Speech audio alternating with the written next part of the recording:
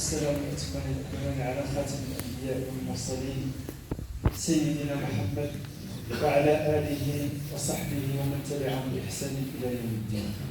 Alors comme je disais, là on est au mois de Rabi' al-Awwal.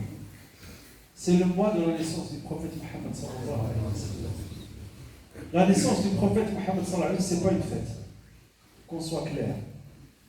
La naissance du prophète sallallahu alayhi wa sallam, c'est une date qui a changé ou qui a marqué le cours de toute l'humanité. Nous, alhamdulillah, on a deux fêtes. La fête du jeûne et la fête du sacrifice. Pour que les choses soient claires. Notre prophète Mohammed sallallahu alayhi wa sallam, quand Allah subhanahu wa ta'ala l'a envoyé, il l'a envoyé pour faire sortir les gens des ténèbres vers la lumière.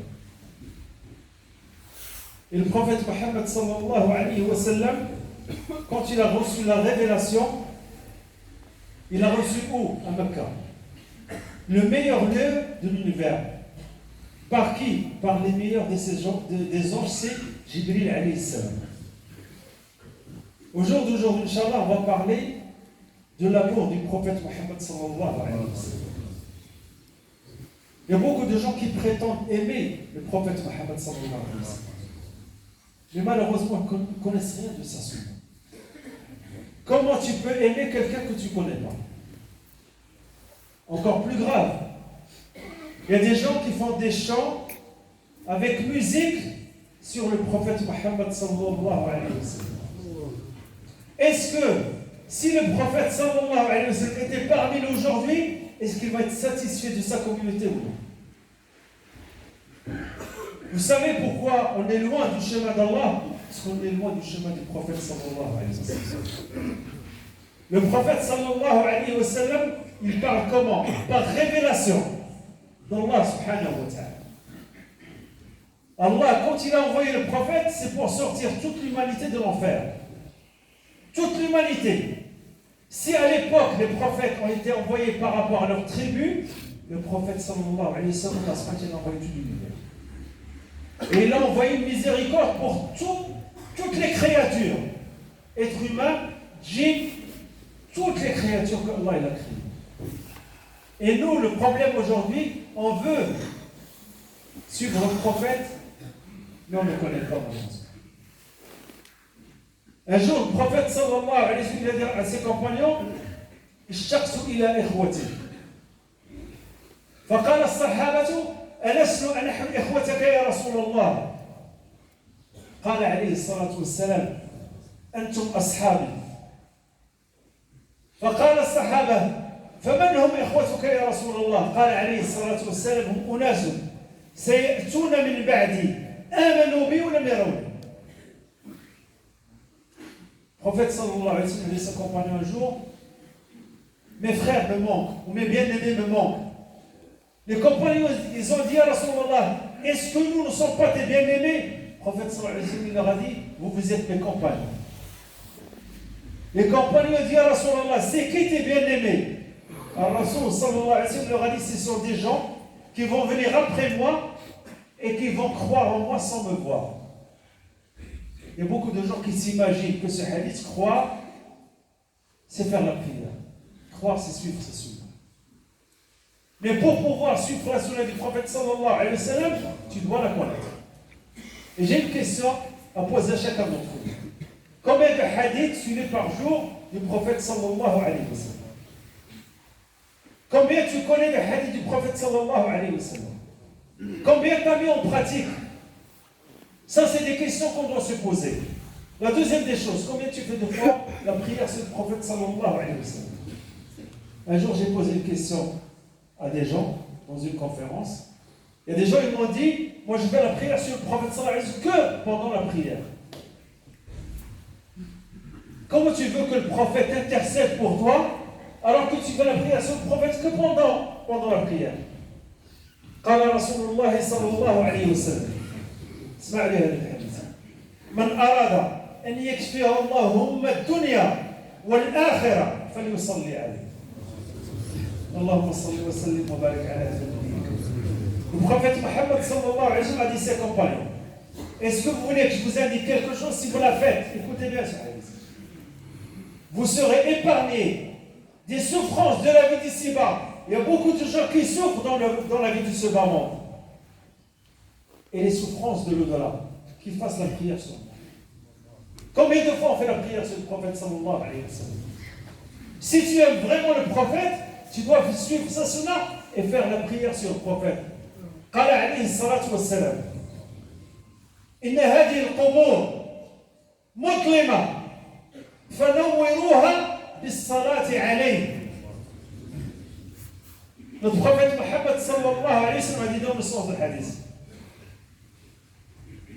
Les tombes, c'est des ténèbres. Éliminez-les. Par quoi? Par la prière sur le prophète sallallahu alayhi wa sallam.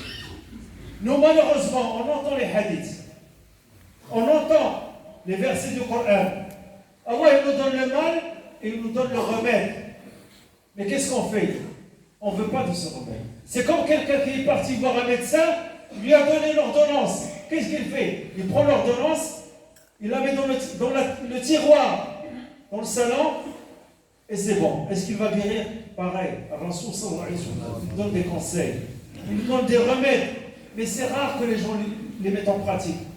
Imaginez-vous que quelqu'un qui est malade, le médecin lui dit tu prends tel médicament, telle heure. Il les prend à la lettre.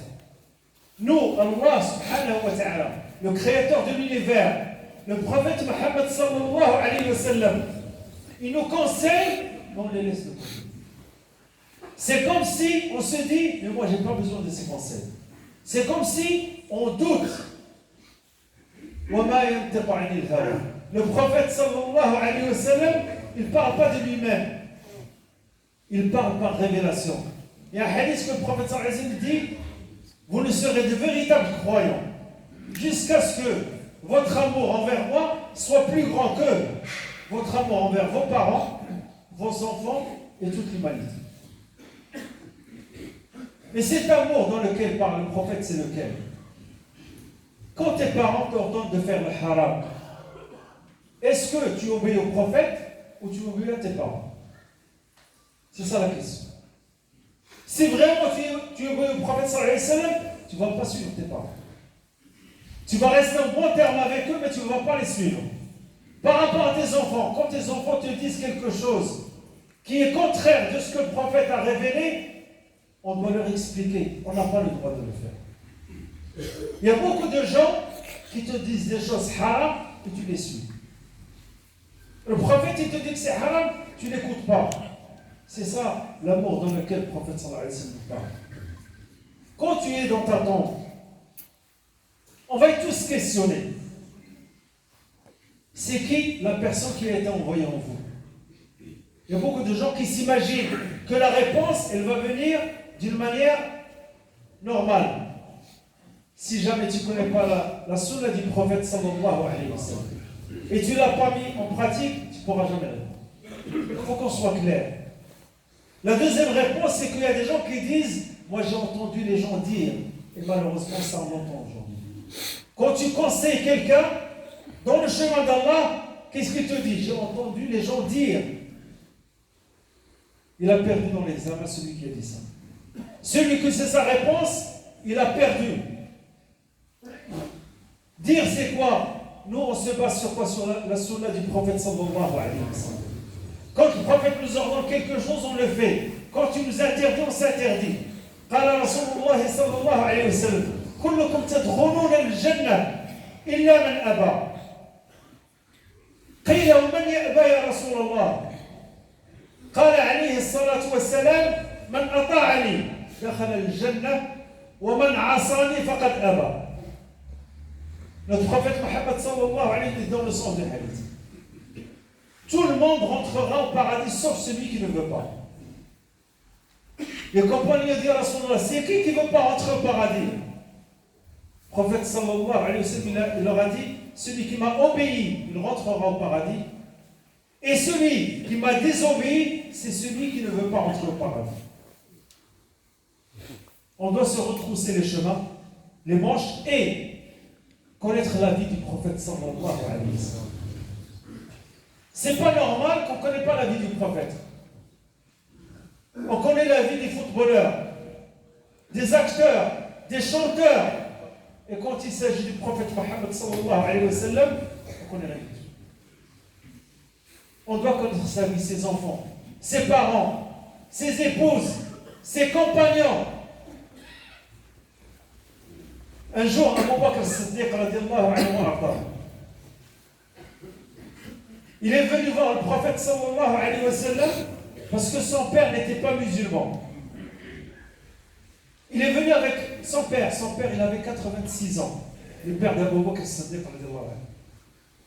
Et le père d'Abu Bakr, il s'est converti 2 ans avant la mort du prophète sallallahu alayhi wa sallam. Quand il a ramené son père vers le prophète sallallahu alayhi wa sallam lui a dit Abu Bakr, pourquoi tu l'as ramené? Il est assez âgé, c'est moi qui dois aller le voir. Abu Bakr lui a dit à Rasulullah, je veux qu'il vienne vers toi, comme ça il connaît la valeur de cette religion. Quand le père d'Abu Bakr as-Siddiq radiallahu anhu, il a attesté que Allah est unique et Mohammed est son prophète, Abu Bakr il a pleuré. Le prophète sallallahu alayhi wa sallam dit Ya Abu Bakr, pourquoi tu pleures? Normalement tu dois être comblé de joie parce que ton père il est converti à l'islam et il est sauvé de l'enfer. Écoute, regardez l'amour des compagnons envers le prophète sallallahu alayhi wa sallam. Abu Bakr dit à Rasulallah, je pleure parce que je pense à ton oncle qui est décédé mécréant. Regardez jusqu'où l'amour des compagnons vers le prophète sallallahu alayhi wa sallam. Tellement qu'ils aimaient le prophète, ils pensaient à son oncle qui est décédé mécréant, qui n'est pas décédé musulman. Est-ce que nous, au jour d'aujourd'hui, on essaie de faire quelque chose pour guider au moins nos proches vers le chemin d'Allah subhanahu wa ta'ala? Combien de nos proches ne font pas la prière? Combien de nos proches ne connaissent pas la religion? Qu'est-ce qu'on a fait pour leur transmettre ce message? Il est de notre devoir de les conseiller. Pourquoi? Pour les sauver de l'enfer. Aujourd'hui, on peut œuvrer, mais demain on ne peut pas œuvrer.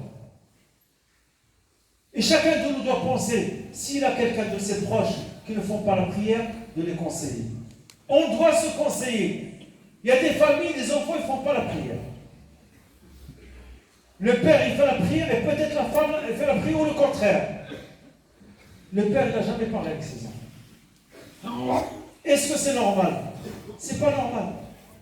Est-ce que tu vas rentrer au paradis tout seul et tes enfants, tu les laisses pour l'enfer? On doit se réveiller, mes frères et sœurs. On ne peut pas rester dans l'ignorance vis-à-vis de la sunna du prophète sallallahu alayhi wa sallam, vis-à-vis de son comportement, vis-à-vis de sa aqidah aussi. Et moi je vous conseille, Inch'Allah, celui qui ne connaît pas la vie du prophète, il y a un livre en arabe qui s'appelle Ar-Rahiq al-Maktoum. En français, le nectar cacheté. C'est un livre que chacun d'entre nous doit avoir chez lui à la maison. Le lire et connaître la vie du prophète. Plus tu connais sa vie, plus tu vas l'aimer. Et plus tu vas le suivre. Le deuxième livre, c'est soit Sahih al-Bukhari ou Muslim ou Riyad al-Salih. Dans ces livres-là, il y a tous les hadiths du prophète sallallahu alayhi wa sallam par thème. Au moins, quand tu veux faire quelque chose, tu te réfères à ce livre. Mais nous, on va adorer Allah subhanahu wa ta'ala dans la facilité. Et dans la passivité, c'est impossible. Tu veux rentrer au paradis, tu veux avancer dans ta religion, tu dois avoir une certaine connaissance, un certain savoir. Et devant Allah, tous, on n'a pas d'excuses. Allah, il t'a donné quoi? La santé. Il t'a donné les outils pour te rapprocher de lui. Il t'a donné les outils pour le connaître. Et c'est quoi qui t'empêche de le connaître? Il y a beaucoup de gens qui me disent, je n'ai pas le temps. Écoutez, moi je connais des gens qui travaillent 18 heures. 18 heures. Et quand tu parles un moment pour se rapprocher d'Allah, pour le connaître, je n'ai pas le temps. C'est qui t'a donné ce temps pour que tu n'aies pas le temps? Vous savez, quand tu vas dans le chemin qui est contraire d'Allah, Allah il enlève la baraka de toi. Quand tu fais l'effort de te rapprocher d'Allah, Allah il te donne la baraka dans ton temps. Et chacun de nous regarde c'est quoi le meilleur pour lui. La meilleure des choses que tu peux faire, c'est de connaître Allah et son propre. Et d'œuvrer et de faire le maximum On ne va pas rester dans l'ignorance jusqu'à la fin de notre vie. Il y a un frère, il est avec nous à la mosquée ici, il fait la prière régulièrement avec nous. Il est gravement malade. Et ça doit nous faire réfléchir à Allah. Il est en bonne santé, là il est gravement malade, il s'est fait opérer. On demande à Allah subhanahu wa ta'ala à ce qu'il le guérisse, Inch'Allah. Il y a une dame, pareil, elle est malade, on demande à Allah subhanahu wa ta'ala à ce qu'il le guérisse. Il y a un monsieur qui est décédé, un proche, on demande à Allah subhanahu wa ta'ala. On peut aussi le faire pour nos frères en Palestine. Vous savez que nos frères en Palestine souffrent. Ils sont dans la difficulté. نسأل من الله سبحانه وتعالى أن يحقن ذنوبهم وأن ينصرهم على عدوهم وأن ينصر المسلمين في كل مكان ولا ننسى إخواننا les frères en Chine. C'est rare que les gens en parlent. Ils sont en train de subir les plus grosses atrocités. On demande à Allah subhanahu wa ta'ala ce qu'il lève la difficulté sur nous. Et en général, on fait une invocation pour tous les musulmans en difficulté dans le monde. نسأل الله سبحانه وتعالى أن يخفف عنا وأن يجعلنا من الذين يسمعون القول فيتبعون أحسنه. اللهم اهدنا فيمن هديت وعافنا فيمن عافيت وتولنا فيمن توليت وبارك لنا فيما أعطيت وقنا سوء وشر ما قضيت إنك تقضي بالحق ولا يقضى عليك إنه لا يذل من وليت ولا يعز من عاديت تبارك ربنا وتعاليت. اللهم ارحمنا وارحم والدينا وارحم من علمنا. اللهم اغفر للمؤمنين والمؤمنات والمسلمين والمسلمات الأحياء منهم والأموات. Juste à la fin de cette khutbah, Inch'Allah, je vous demande une chose, c'est de mettre en pratique et de transmettre le message. Barakallahu fikum. On ne vient pas ici pour écouter et rentrer chez nous et chacun va dans son travail, ça s'arrête là. Chaque jour qui passe, il est témoin pour toi contre toi. Et tout ce qu'on est en train d'apprendre, on doit le transmettre. Pour qu'on puisse avancer, barakallahu fikum. ونصلي ونسلم على خيرة خلقه سيدنا محمد وعلى آله وصحبه أجمعين. سبحان ربك رب العزة عما يصفون وسلام على المرسلين والحمد لله رب العالمين وقوموا في صلاتكم.